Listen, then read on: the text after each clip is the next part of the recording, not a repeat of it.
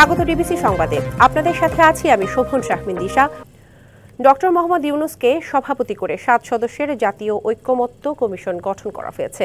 এতে সহসভাপতির দায়িত্ব পালন করবেন সংবিধান সংস্কার কমিশনের প্রধান অধ্যাপক আলী রিয়াজ।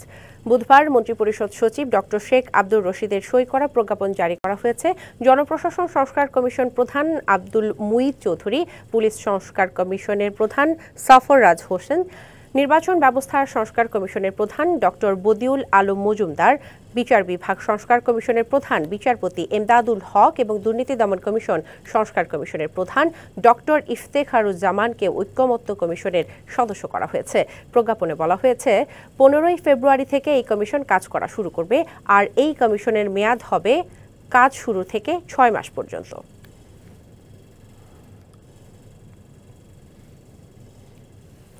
সংযুক্ত আরব আমিরাতে চলছে 3 দিনের ওয়ার্ল্ড গভর্নমেন্ট সামিট। এই আয়োজনে যোগ দিতে দুবাই পৌঁছেছেন অন্তর্বর্তী সরকারের প্রধান উপদেষ্টা মোহাম্মদ ইউনূস। সম্মেলনে 30 দেশের রাষ্ট্রপ্রধান এবং সরকার প্রধানরা অংশ নিয়েছেন। বুধবার বাংলাদেশ সময় রাত 1টার দিকে দুবাই বিমানবন্দরে সংযুক্ত আরব আমিরাতের ক্রীড়ামন্ত্রী আহমদ বেলহুল আল ফালাসি প্রধান উপদেষ্টাকে স্বাগত জানান। দুবাই থেকে প্রধান উপদেষ্টার প্রেস অফিসের বার্তায় বলা হয়, দেশটির ক্রীড়ামন্ত্রী প্রধান উপদেষ্টাকে সামিটে অংশ নেয়ায় ধন্যবাদ দেন। তিনি দুবাইয়ে গত 1 দশক ধরে আয়োজিত আন্তর্জাতিক এই সম্মেলন সম্পর্কে অবহিত করেন।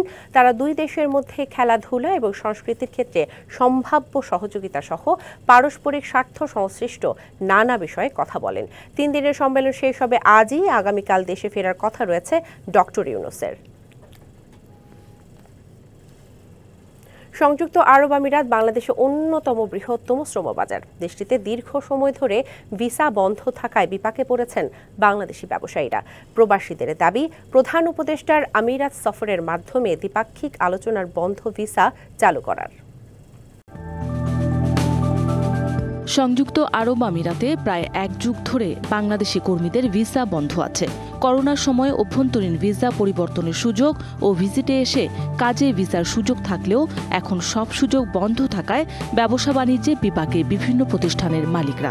ভিসা সমস্যা যদি সমাধান হয় তাহলে প্রবাসীদের রুজি রোজগার আরো দ্বিগুণ বৃদ্ধি পাবে এবং ব্যবসা বাণিজ্য আরো অনেক গুণ এগিয়ে যাবে। ভিসা ব্যবস্থার উপর নিষেধাজ্ঞা দেওয়া হয়েছে সংযুক্ত আরব আমিরাতে। প্রতিনিয়ত আমাদের শ্রমিক দরকার। আমিরাত জুড়ে শত শত বাংলাদেশি ব্যবসায়ী ও বিনিয়োগকারী ক্ষুদ্র এবং মাঝারি ব্যবসা প্রতিষ্ঠান পরিচালনা করেন। এসব প্রতিষ্ঠানে দরকার কম খরচের দেশীয় শ্রমিক, কিন্তু ভিসা বন্ধের কারণে তা সম্ভব হচ্ছে না। বিশেষ সমস্যাটা সমাধান করার জন্য আমি সরকারের কাছে আকুল আবেদন জানাচ্ছি। আমাদের এখানে ট্রান্সফার চালু হইলেও আমাদের বিশেষ সমস্যাটা সমাধান হইতো। বর্তমানে আমরা এই প্রবাসে সংযুক্ত আরব আমিরাতে হাজার হাজার বেকার শ্রমিক এবং আমরা কাজকর্ম পাইতেছি না। এছাড়া বিদেশি কোম্পানিগুলোতে ভালো সুযোগ থাকলেও তা কাজে লাগানো যাচ্ছে না। এসব কারণে দেশ হারাচ্ছে রেমিটেন্স। ভিসাটা পুনরায় চালু হয় অথবা ট্রান্সফারের ব্যবস্থা হয়, তাহলে এখানে মানুষ আরো বেশি রেমিটেন্স পাঠাতে পারবে। 1 যুগ ধরে এখানে বাংলাদেশের ভিসা অনেকটাই বন্ধ, যার জন্য আমরা এই ম্যান পাওয়ারের কষ্টের কারণে অনেকেই এখানে ব্যবসা বাণিজ্য করতে পারতেছে না। অভিজ্ঞ মহলের মতে প্রধান উপদেষ্টার আমিরাত সফরে দ্বিপাক্ষিক আলোচনায় ভিসা সমস্যা সমাধান হলে রেমিটেন্সের পাশাপাশি দেশীয় শ্রমবাজারও জানা হবে। মৌসুমী শান্তা, ডিবিসি নিউজ ডেস্ক। সব প্রক্রিয়া শেষ করার পরও দক্ষিণ কোরিয়া যেতে পারছেন না 11,000-এর বেশি বাংলাদেশি কর্মী। নিয়োগকর্তার চাহিদা এবং পছন্দের উপর কর্মী নেয়ার বিষয়টি নির্ভর করে বলেই তাদের যেতে বিলম্ব হচ্ছে বলে মনে করছেন বোয়েসেল। তবে সংকট কাটাতে দেশটির নিয়োগকর্তাদের সাথে যোগাযোগ করছে বলেও জানায় সংগঠনটি। অবস্থা যাই হোক না কেন, জটিলতা এড়াতে কারিগরি শিক্ষা এবং ভাষাগত দক্ষতার উপর জোর দিয়েছেন অভিবাসন খাত সংশ্লিষ্টরা। Bangladesh overseas employment and services limited, বুয়েসেল এবং দক্ষিণ কোরিয়া সরকারের human resource development service of কোরিয়ার মাধ্যমে কর্মী পাঠায় বাংলাদেশ। 1994 সাল থেকে যা শুরু। বাংলাদেশ সহ 16টি দেশ থেকে বিদেশি কর্মী নেয় দক্ষিণ কোরিয়া। অনেক সুযোগ থাকা সত্ত্বেও এমপ্লয়মেন্ট পারমিট সিস্টেম ইপিএস এর আওতায় বাংলাদেশের জন্য যে কোটা বরাদ্দ থাকে তা পূরণ করতে পারেনি বাংলাদেশ। কিন্তু কেন, তার এই ব্যাখ্যা দিলেন এই পরিচালক। ভাষাগত সমস্যা যাতে তারা না পড়ে সেই জন্য অন প্র্যাকটিসের মধ্যে তাদেরকে রাখা, যেখানে তাদেরকে কাজ দিবে সেখান থেকে তারা যেন কাজ পরিবর্তন না করে সে বিষয়ে তাদেরকে আমরা গ্রুমিং করছি। অচিরেই আমাদের উপদেষ্টা মহোদয়ের নেতৃত্বে একটা টিম সেখানে যাবে এবং যে সমস্ত বিষয়গুলো নিয়ে কোনো অ্যানোমালি যদি থাকে সে বিষয়টা উত্থাপিত হবে, আলোচনার মাধ্যমে আমরা সমাধান করতে চাই। দেশটিতে জনশক্তি রপ্তানি করার ক্ষেত্রে ভাষাগত দক্ষতার পাশাপাশি কারিগরি শিক্ষার উপরও গুরুত্ব দিয়েছেন কেউ কেউ। ভাষা বা কাজের দক্ষতার ক্ষেত্রে তাহলে সেটাও এখানে মূল্যায়ন করা, কোরিয়ান কোনো এক্সপার্টের মাধ্যমে যে আমরা এখানে যে ভাষা শিক্ষাটা দিচ্ছি সেটা সেখানের জন্য কতটা মানসম্পন্ন হচ্ছে। এই যে বাংলাদেশিরা সেখানে কাজ করতে গিয়ে আরও বেশি বেতনের জন্য কোম্পানি বদল করছেন, এটির প্রবণতার জায়গাটিকে আসলে কিছুটা নিয়ন্ত্রণে আনা দরকার হতে পারে। দক্ষিণ কোরিয়া এখনো পর্যন্ত প্রায় 36,000 কর্মী পাঠিয়েছে বাংলাদেশ। Mahmudul Hasan Nazim, DBC news, Dhaka. শ্রমিক কল্যাণ ফান্ডের টাকাও লোপাট করেছেন এস আলম। বিতর্কিত ব্যবসায়ীর ব্যাংক সহ 4টি দুর্বল প্রতিষ্ঠানে আটকা আছে শ্রম মন্ত্রণালয়ের 65 কোটি টাকা, যার মধ্যে 35 কোটি টাকাই এস আলমের 2 ব্যাংকে। শ্রম মন্ত্রণালয় জানিয়েছে নানা দেন দরবার করেও আমানত হিসেবে রাখা শ্রমিক কল্যাণ ফান্ডের টাকা ফেরত পাওয়া যাচ্ছে না। বিশ্লেষকরা বলছেন, কার স্বার্থে মন্ত্রণালয় দুর্বল ব্যাংকে আমানত রাখলো তা খতিয়ে দেখা উচিত। প্রতিটি রপ্তানি চালান থেকে একটি অংশ শ্রম মন্ত্রণালয় গঠিত তহবিলে জমা দেন রপ্তানিকারকরা, যে টাকা শ্রমিকদের কল্যাণে ব্যয় হওয়ার কথা। এই তহবিলের 65 কোটি টাকা আটকে আছে 4টি দুর্বল প্রতিষ্ঠানে, যার মধ্যে বিতর্কিত ব্যবসায়ী এস আলমের ব্যাংকেই আছে 35 কোটি টাকা। অনুসন্ধানে জানা যায় 2018 সাল থেকে 2023 সাল পর্যন্ত বেআইনিভাবে এসব টাকা দুর্বল ব্যাংকে ফিক্সড ডিপোজিট রাখে শ্রম মন্ত্রণালয়। যদিও এ ধরনের আমানত লাভজনক ও ঝুঁকিমুক্ত প্রতিষ্ঠানে রাখতে হবে এমন বিধান আছে মন্ত্রণালয়ের। জানা গেছে, সাবেক শ্রম প্রতিমন্ত্রী বেগম মন্নুজান সুফিয়ানের নির্দেশেই শ্রমিক কল্যাণ তহবিলের 65 কোটি টাকা দুর্বল প্রতিষ্ঠানে ফিক্সড ডিপোজিট করা হয়। বিশ্লেষকরা বলছেন, আর্থিক ভিত খারাপ জেনেও কেন এসব প্রতিষ্ঠানে শ্রমিকদের তহবিলের টাকা রাখা হলো তা খতিয়ে দেখা উচিত। কি এমন শক্তি ছিল ইউনিয়ন ব্যাংক এবং গ্লোবাল ইসলামী ব্যাংকের? আইসিবি ইসলামী ব্যাংক তো এটা মানে শুরু থেকেই একটা সমস্যাগ্রস্ত ব্যাংক। এদের কি শক্তি ছিল? কোথায় সোনালী ব্যাংক, জনতা ব্যাংক, অগ্রণী ব্যাংক, রূপালী ব্যাংক না রেখে কেন তারা এই তাদের টাকা রাখলো? এবং আমি তো মনে করি আগে ধরা উচিত যারা টাকা রাখছে তাদেরকে। যদিও সাবেক শ্রম সচিব বলছেন, কোনটি দুর্বল আর কোনটি সবল প্রতিষ্ঠান এমন কোনো সংজ্ঞা কেন্দ্রীয় ব্যাংক থেকে না থাকায় এ তহবিল যারা রেখেছেন তাদের বিরুদ্ধে ব্যবস্থা নেওয়া কঠিন। আমার সময় তো সব ব্যাংকে রাখতাম, আমরা সরকারি ব্যাংকে, পরে বোধহয় চেঞ্জ হয়েছে। আমার সময় এটা বিভিন্ন প্রাইভেট ব্যাংক থেকে প্রেশার আসছিল, গভর্নমেন্টের একটা রুল আছে, সেট রুল আছে, পরে শুনছি এটা নাকি আবার ওপেন করে দিছে। যতটুকু শুনছি সরকার থেকে তো কোনোদিন কোনো রিপোর্ট বেরোয় না যে এই ব্যাংক ভালো আর এই ব্যাংক খারাপ। এ বিষয়ে শ্রম সচিব শফিকুজ্জামানের সঙ্গে যোগাযোগ করা হলে তিনি জানান, বারবার ধর্ণা দিয়েও টাকা উদ্ধার করতে ব্যর্থ হওয়ায় বাংলাদেশ ব্যাংকের দ্বারস্থ হয়েছে মন্ত্রণালয়। রেদওয়ানুল হক, ডিবিসি নিউজ, ঢাকা। তাবলিগ জামাতের 58তম বিশ্ব ইজতেমার দ্বিতীয় পর্ব শুরু হচ্ছে কাল থেকে। তবে আজ বিকেল থেকে শুরু হবে আম বয়ান। এই পর্বে অংশ নেবেন মাওলানা সাদপন্থীরা। দেশের প্রত্যন্ত অঞ্চল এবং বিদেশ থেকে মুসল্লিরা ময়দানে জড়ো হতে শুরু করেছেন। ইজতেমার গণমাধ্যম সমন্বয়ক জানিয়েছেন, আজ আসরের নামাজের পরই সমবেত মুসল্লিদের উদ্দেশ্যে আম বয়ান শুরু হবে। এরই মধ্যে ইজতেমা ময়দানে সার্বিক প্রস্তুতি সম্পন্ন হয়েছে। রবিবার আখেরি মোনাজাতের মধ্য দিয়ে শেষ হবে এবারের বিশ্ব ইজতেমা। এর আগে 31 জানুয়ারি থেকে 5 ফেব্রুয়ারি পর্যন্ত 2 ধাপে ইজতেমার প্রথম পর্ব আয়োজন করে মাওলানা জোবায়েরপন্থীরা।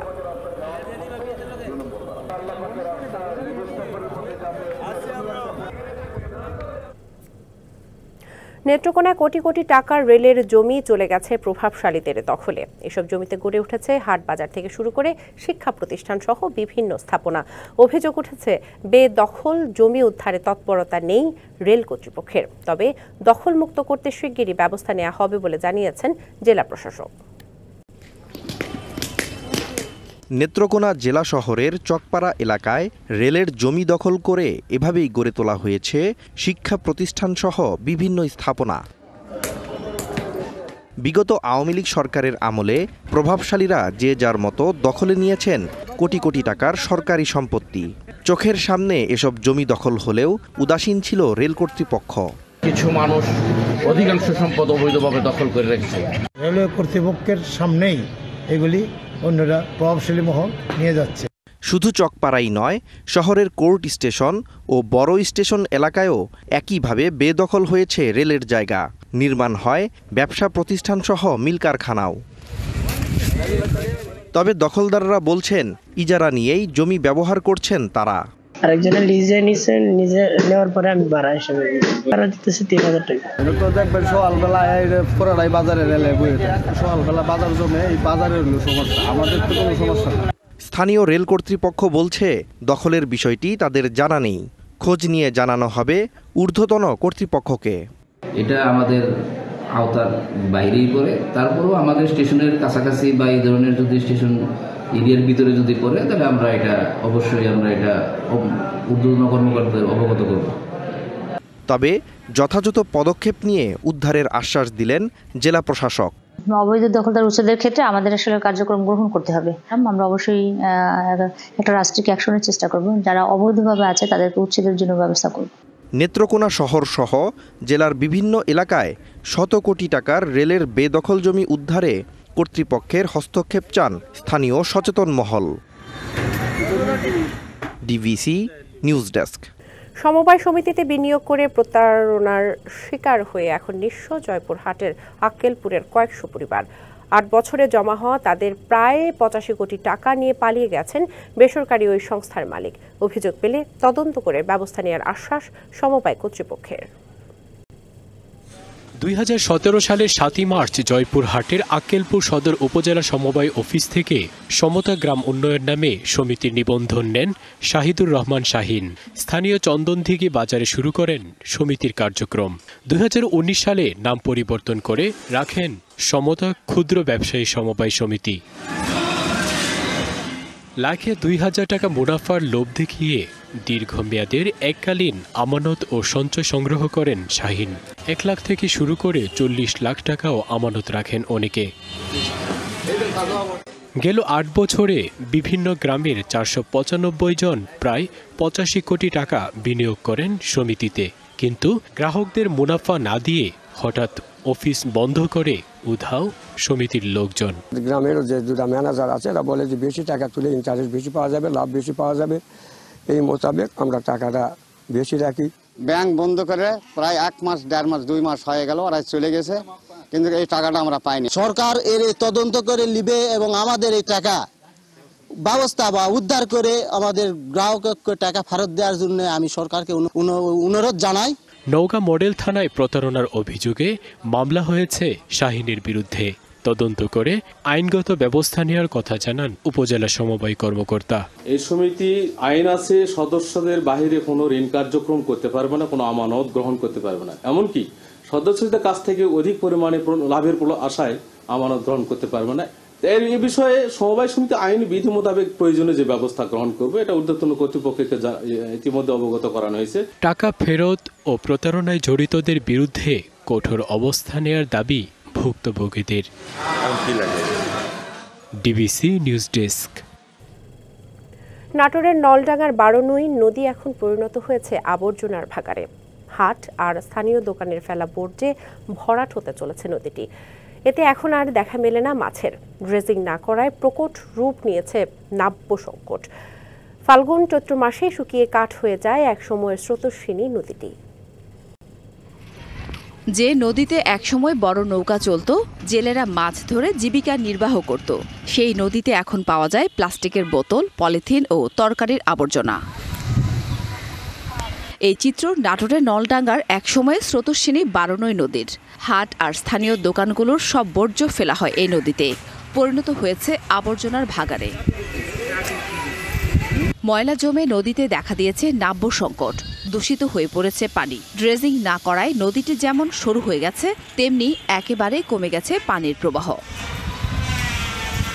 নদীটির বর্তমান অবস্থা নিয়ে অসন্তোষের কথা জানালেন এলাকাবাসী। নলডাঙ্গা পৌরসভার প্রায় সকল বর্জ্যই আমরা দেখছি ইদানিং বারোনয় নদীতেই ফেলানো হচ্ছে। এই আবর্জনা নদীতে যাচ্ছে, নদীর পানি দূষণ হচ্ছে, নদী ভরাট হচ্ছে। নদীটা একবারে ময়লা আবর্জনায় ভরে গেছে। এতই ময়লা স্তূপের কারণে ওই এলাকা দিয়ে দুর্গন্ধে যাওয়া যায় না।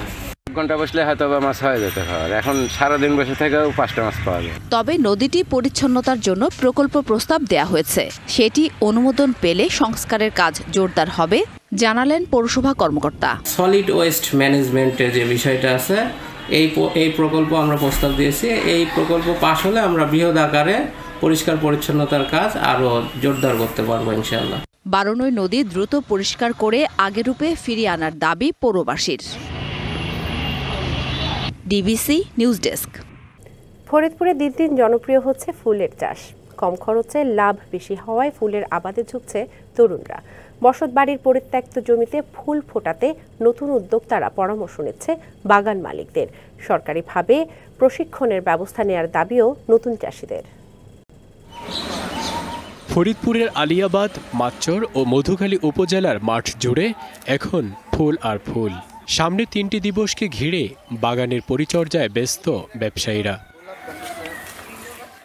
গোলাপ, গাঁদা, থাই গোলাপ, জারবেরা, চন্দ্রমল্লিকা, জিসপি সহ নানা জাতের ফুলের সমাহার এসব বাগানে। পরিত্যক্ত কিংবা বাড়ির পাশের জমিতে বাগান দেখে নতুন করে আগ্রহী হচ্ছেন অনেকে।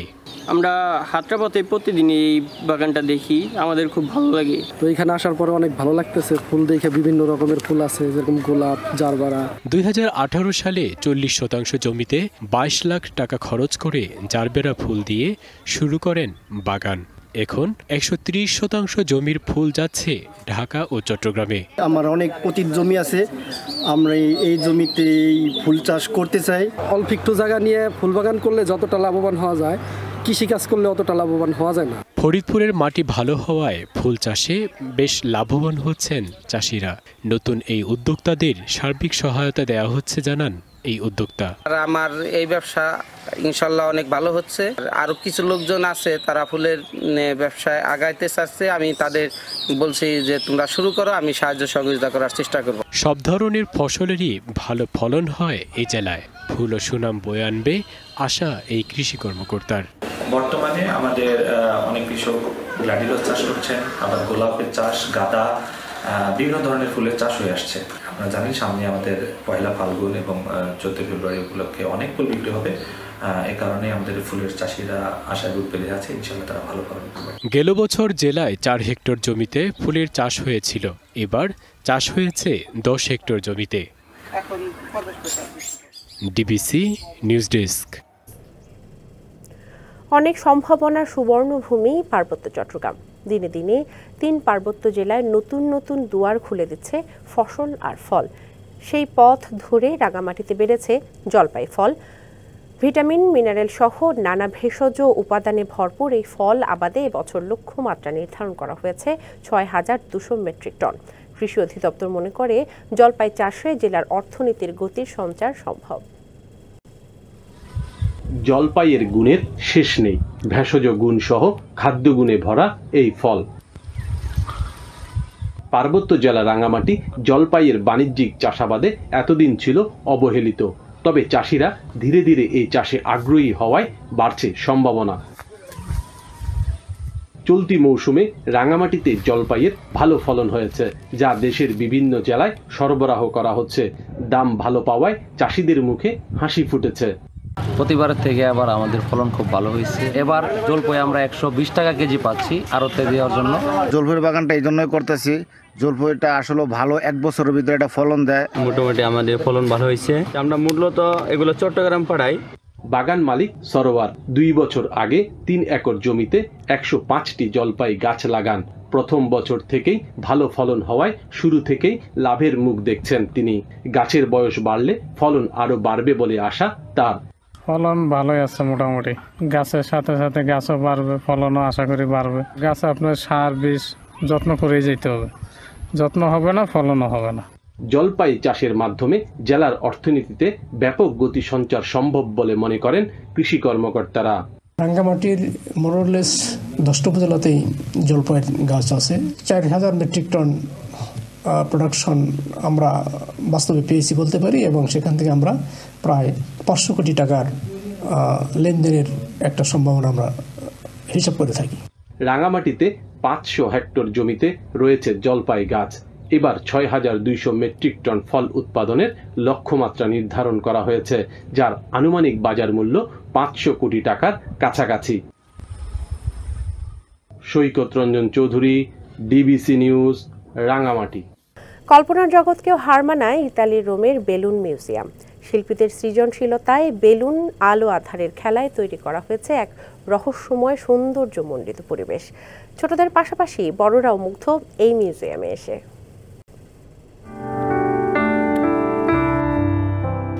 বেলুন আকৃতির দোলনায় দোল খাচ্ছে শিশুরা। আর্ট ইনস্টলেশনের নিচে দাঁড়িয়ে মুগ্ধ দৃষ্টিতে তাকিয়ে শিশুদের সাথে আসা বাবা মা কিংবা পরিবার। এ যেন কল্পনার জগৎকেও হার মানায়। ইতালির রাজধানী রোমের একটি অনন্য জাদুঘর বেলুন মিউজিয়াম। দেখে মনে হয় এ যেন বেলুনের সাম্রাজ্য। রং বেরঙের বেলুন, মনোমুগ্ধকর বিভিন্ন আলোর খেলা, ইন্টারেক্টিভ আর্ট, এমনকি বাতাসের ব্যবহার মিউজিয়ামটিকে করে তুলেছে অনন্য। জাদুঘরটি এমনভাবে বানানো হয়েছে সব বয়সী মানুষই এটি উপভোগ করতে পারবে। ছুটির দিনে কিংবা কোনো বিশেষ দিনে অভিভাবকদের সাথে সেখানে বেড়াতে আসে শিশুরা। শুধু বিনোদনের জন্য নয় এই জাদুঘর, শিল্পীদের সৃজনশীলতা এবং দর্শকদের কল্পনার সংমিশ্রণে তৈরি হয়েছে এক অনন্য পরিবেশ। প্রদর্শনীতে রয়েছে বিশাল আকারের বাড়ির মতো জায়গা, যেখানে ছোট ছোট বেলুনে ছেয়ে রাখা হয়েছে মেঝে। এ যেন বেলুন সমুদ্র। এছাড়া বেলুন আকৃতির ঝুলন্ত লাইট, বেলুনের দোলনা সহ নানা স্থাপনা দর্শনার্থীদের আনন্দ দেয়। শোভন শাহমিন দিশা, ডিবিসি নিউজ ডেস্ক। সংবাদ এই ছিল এখনকার মতো। ডিবিসি নিউজের সংবাদগুলো পড়তে ভিজিট করুন dbcnews.tv আর ভিজিট করুন ডিবিসি নিউজের ফেসবুক পেজ এবং ইউটিউব চ্যানেল। ডিবিসির সঙ্গে থাকুন।